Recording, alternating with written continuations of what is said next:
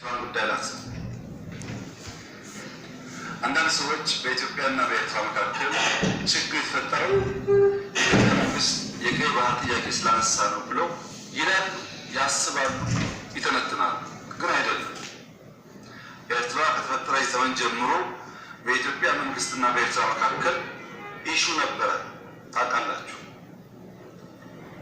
እኛ ከመጣን በኋላ አያስፈልግም ይቅርብን ብለን ሞክረናል። 5 ዓመት ለምነናል። ለዛሬ ዋጋ የለውም። ለታሪክ ማንሳት የምፈልገው ጸቡ ከቲፒኤልኤፍ እንጂ ከትግራይ አይደለም የሚል ነው።